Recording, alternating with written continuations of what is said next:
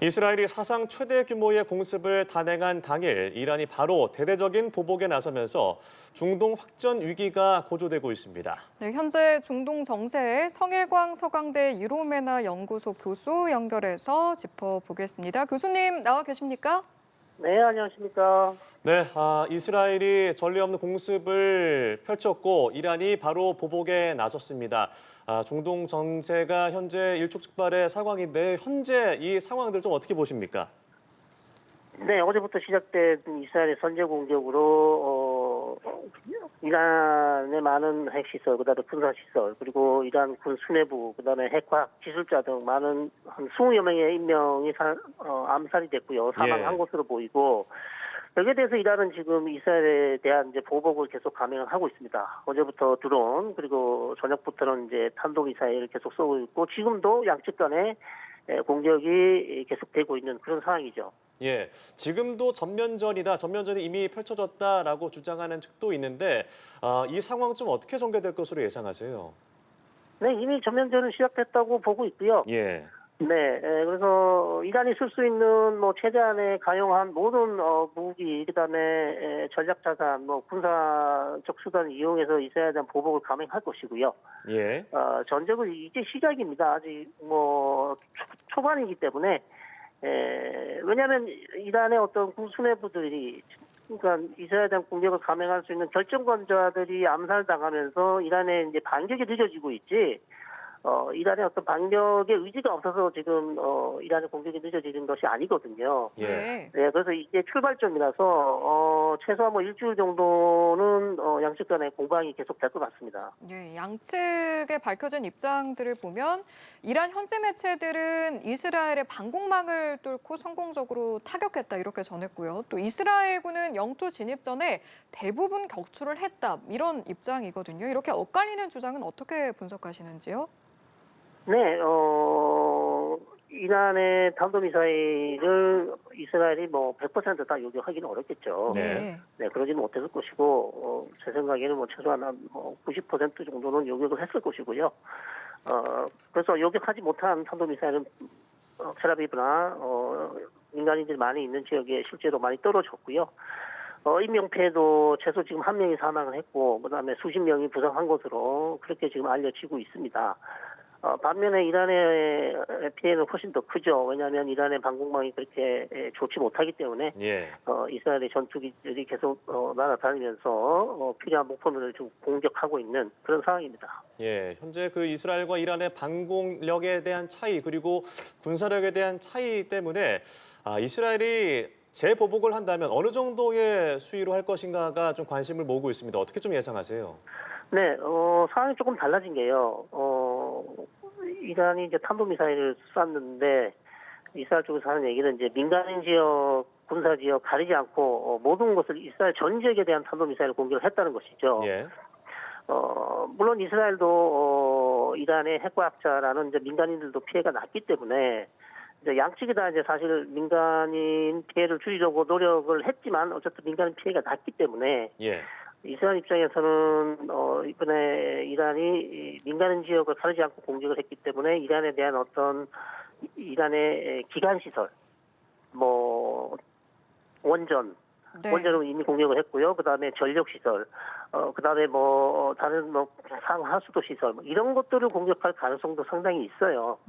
네, 추가적인 공격에서 그래서 그런 공격들이 나오는지 우리가 조금 지켜봐야 될 것 같고요. 그렇게 되면 또 양측 간의 공방이 더 격화되겠죠.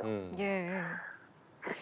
시기적으로 왜 지금인가 여기에 대해서도 좀 여쭤보고 싶은데 이스라엘이 미국과 이란의 핵 협상을 이틀 앞두고 또 공습에 나섰잖아요. 이유는 네네. 어떻게 분석을 좀 하십니까? 네, 그것은 저는 6차 회동이 오만에서 토요일 날, 일요일이었죠. 내일이죠. 예정이 돼 있었는데 그것은 사실상 미국과 이스라엘이 이란을 속이기 위한 작전이었다. 네.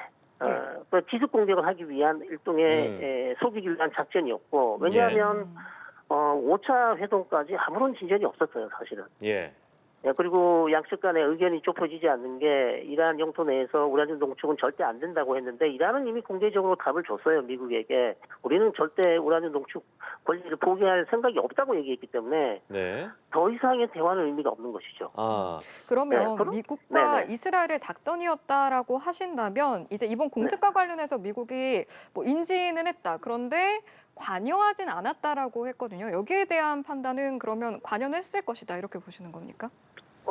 관여를 이제 어떻게 보시느냐에 따라 다르겠지만 예. 저는 트럼프 대통령과 나타냐후 총리가 충분히 소통과 조율을 다 했다고 봅니다. 예. 네, 물론 미국의 군사 자산이 도와주진 않았죠. 공격하는데 예. 요격 이란의 미사일을 막는 데는 도움을 줬지만 공격하는 데는 뭐 정보 같은 거를 줄 수는 있지만 실제로 미군이 참전하진 않았습니다만 언제 공격할 것인지 어떻게 공격할 것인지 공격의 규모는 어떻게 될 것인지 모든 것을 다 조율했다고 봅니다. 아. 그렇지 않고서야 이런 작전이 이런 공격이 일어날 수가 없죠. 미국의 허락 없이 이스라엘이 그것도 핵 협상 중인데 핵 협상이 끝나지 않은 상황에서 단독으로 공격을 한다. 불가능한 얘기죠. 예, 트럼프 대통령도 그래서 이미 알고 있었다라고 얘기를 하기도 했고 또 앞으로 이 이란과의 핵 협상 어떻게 진행될 것인가 궁금하실 수도 있는데 이렇게 공격을 하고 전면전 상태로 계속 이어진다면 앞으로 핵 협상이 이란 입장에서 의미가 있을까 싶은데 어떻게 좀 보십니까? 네, 정확하게 지적해 주신 것처럼 네. 단기적으로는 사실상 의미가 없죠. 핵 협상을 할 시간도 없고 필요도 없습니다. 왜냐하면 일단 전쟁이 끝나야 되지 않습니까? 예. 네, 전쟁이 지금 언제 끝날지 사실 가늠하기 상당히 어려운 상황이고 최소한 전쟁을 끝낸 다음에 이제 협상 얘기가 나와야 될 텐데 전쟁이 끝난 이후에도 상당히 자존심이 많이 상하고 굴욕감을 느끼는 이란이 엄청난 피해를 받은 다음에 다시 협상 테이블을 나와서 미국과 핵 협상을 할 수 있을지 그것도 의문이고요. 예. 또한 지금 현 이 상황에서 이란이 지금 NPT를 탈퇴할 수도 있다는 얘기를 하고 있고, 그다음에 이번 이스라엘이 이란을 공격할 때 여러 가지 이제 구실 변명을 들었는데 이란이 비밀리에 핵무기를 개발하려는 그런 핵실험 시도를 했다는 그런 정보를 가지고 있다고도 했어요. 예. 예. 네, 그렇기 때문에 이란이 지금 최고 지도자 하메이니가 결정을 해야 됩니다. 물론 쉽지 않은 결정이죠. 현 상황에서 이란이라는 나라를 어떻게 끌고 갈 건지, 핵 무기 개발로 갈 건지, 아니면 굴욕감을 느끼면서도 나라를 구하기 위해서 다시 미국과 협상 테이블에 앉을 것인지, 네, 상당히 이제 어려운 딜레마에 빠져 있죠. 그래서 저희들도 이 이란의 결정에 따라서 향후 전국이 향후 이 전쟁의 형배가 결정될 것이기 때문에 상당히 지금 관심을 가지고 지켜봐야 될 것 같습니다. 예, 그렇군요. 앞서 이란은 이스라엘의 공습이 있을 경우에 영내 미국 시설에 대한 공격을 가하겠다 또 이렇게 경고해 오지 않았습니까? 미국이 이번 사태에 직접적으로 휘말릴 가능성 어느 정도라고 판단하십니까? 정확히 지적해 주신 것처럼 이란이 과연 주변국에 있는 쿠웨이트, 사우디, 아랍에미레이트에 있는 미군 기지를 공격할 것인가? 네. 상당히 어렵죠. 공격하기 어려울 것이에요. 왜냐하면 그렇다면 이스라엘 공격 플러스 미국의 어떤 강력한 군사력이 다시 이란을 공격할 수도 있잖아요. 네. 그렇게 되면 이란으로서는 이제는 돌이킬 수 없는 파국으로 갈 수 있기 때문에 미군 기지에 대한 공격은 조금 상당히 조심스러운 결정이어야 될 것입니다. 그리고 트럼프가 만약에 그런 공격을 받는다면 이스라엘 단독이 아니라 미국과 이스라엘이 공동으로 이란을 공격할 가능성도 있기 때문에 상당히 파급 효과가 클 것이고 중동 지역은 더 긴장감이 더 올라가겠죠. 그렇다면 이스라엘이 어제 대대적인 이제 공격을 가했다는 것은 핵시설이 사실 어제 공격한 나탄즈뿐만 아니라 이란 내에 여러 군데 있지 않습니까? 그러면은 네네. 그 핵시설을 모두 파괴하는 것까지가 이스라엘의 공격의 끝이다라고 볼 수도 있을까요? 아닙니다. 이스라엘은 정확하게 얘기를 하고 있습니다. 예. 우리의 공격 목표는 핵시설을 완전히 파괴하는 것이 아니고 예. 네. 핵시설에 큰 피해를 입히는 것이다. 그리고 지금 뉴욕타임즈도 보도를 했지만 이스라엘이 나탄즈, 이스파한, 포르도 핵시설을 공격했지만 고체 핵 연료가 있는 우라늄이 있는 곳은 공격하지 않았어요. 네. 왜냐하면 방사능 누출이 될 수 있기 때문에 그렇게 되면 상당히 이제 그 지역은 방사능 유출로 어려워지죠. 그러면 국제사회 비난도 있을 수 있고 다양한 이제 문제가 발생할 수 있기 때문에 핵시설 즉 원심 불익이라든지 아니면 우라늄 변압기라든지 이런 것들을 위주로 해서 공격을 하고 있지 핵시설 자체에 대해서는 아직 공격을 하지 않고 있습니다. 네. 그것은 추후 아마 미국과 이란 간의 어떤 협상이라든지 아니면 추후에 전쟁을 끝내면서 다시 한번 이란과 어떤 대화 가능성을 마지막이라도 남겨놓기 위한 아마 그런 전략으로 지금 그렇게 하고 있는 것 같습니다. 예, 그렇다면 뭐 유엔 안전보장이사회가 긴급 소집됐는데 유엔의 역할은 어느 정도가 될 것인가? 중재 역할을 좀 제대로 할 수 있을 것이라고 보시나요? 어떻게 보세요? 지금은 양측이 초반이기 때문에 상당히 이제 격양돼 있기 때문에 예. 유엔의 어떤 결정이 그렇게 큰 효과를 발휘하기 어려울 것이라고 보고요. 최소 한 일주일 그리고 길게는 2주 정도 지나면 어떤 국제사회나 유엔이나 뭐 미국과 러시아 관련국들이 양측 간의 무력 충돌 더 악화되는 것을 막기 위한 외교적 노력이 아마 파답을 해주지 않을까. 그러나 현재로서는 이제 시작이기 때문에 예. 지금은 좀 어렵다 이렇게 보고 있습니다. 예, 이제 시작이다라고 말씀해 주신 것처럼 중동 정세가 또 어떻게 급변할지 모르고 또 언제 또 급격하게 악화할지 모르기 때문에 외교부도 현재 교민들과 상황을 주시하고 또 연락을 하면서 그 상황을 보고 있지 않겠습니까? 우리나라를 포함해서 이런 경우에 외국 정부들은 현재 교민들을 어떻게 보호하고 있습니까?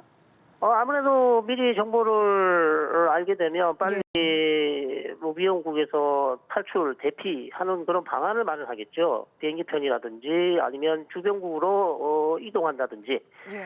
아니면 이스라엘 내에서도 좀 안전한 지역인 이스라엘 홍해 지역 최남단 지역 에일랏이라든지 그러니까 텔아비브라든지 예루살렘 중심 도시가 아닌 주변으로 호텔이나 이런 곳들 장소를 마련해서 대피해서 이동하는 방식 예. 그런 방식이 필요하다고 보입니다. 과거에도 그렇게 했었고요. 예, 당장 또 캐나다에서 G7 정상회의가 내일 열리게 되는데 이 회의에서 이 중동 문제가 주로 좀 다뤄질 가능성에 대해서는 어떻게 생각하세요?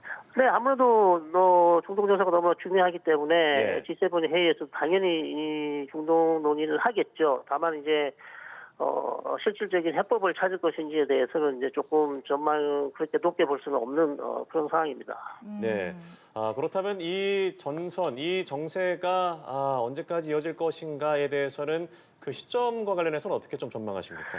네, 저는 일단 뭐 최소한 일주는 갈 거고요. 예. 네. 네, 최소 이제 2일 지났습니다. 그러니까 최소 5일은 더 갈 것이고, 다만 이제 이란과 이스라엘의 이제 티포텍, 즉 공방이 계속 길어진다면, 예. 네. 이것은 뭐 2주도 갈 수 있고 길게는 한 달도 갈 수 있죠. 예. 음. 마지막 네네. 질문이 될 것 같은데요. 향후 이제 말씀하신 것처럼 이런 시기적으로 언제 이 충돌이 마무리될지를 가를 가장 큰 변수가 있다면 뭐라고 보시는지 듣고 마무리하겠습니다. 아무래도 이제 미국이 이 상황에서 이란을 좀 달래면서 중재를 했을 때, 그것이 과연 통할지. 그리고 이란으로서는 너무나 큰 피해를 입었기 때문에 여기서 휴전으로 가려면 이란의 면을 세워줄 수 있는 것들이 있어야 되거든요. 예. 예를 들어서 자기가 받은 지금 이스라엘 공격 받은 만큼 이스라엘을 갚아준다든지 어느 정도의 피해를 입혔을 경우 이란도 면을 세우고 휴전에 갈 수 있는데 이란의 공격력이 약해서 아무런 피해를 주지 못하고 이란의 피해만 훨씬 많다. 자, 그렇다면 이란이 사실상 휴전으로 가기가 좀 어려울 수도 있다는 것이죠. 자, 그렇기 때문에 미국과 다른 국가들도 가장 지금 어려운 것이 이란의 면을 세워주면서 휴전으로 가야 되는데 그렇다고 이란이 여기서 불복하고 완전히 손을 들고 항복하기는 어렵지 않습니까? 예. 네, 그렇기 때문에 그 부분의 해법을 찾는 것이 저는 가장 중요하고 그다음에 또 이란에게 줄 수 있는 어떤 당근책이 있으면 당근책을 주면서 휴전으로 갈 수 있는 방안 그런 것들을 이제 고민해봐야 되는 시점이라고 생각합니다. 네, 결국에는 미국의 역할이 어떻게 보면 가장 중요할 수 있겠다라고 이해가 됩니다. 현재 위기의 중동 정세에 대해서 성일광 서강대 유로메나 연구소 교수와 함께 짚어봤습니다. 교수님 고맙습니다. 고맙습니다. 네, 감사합니다.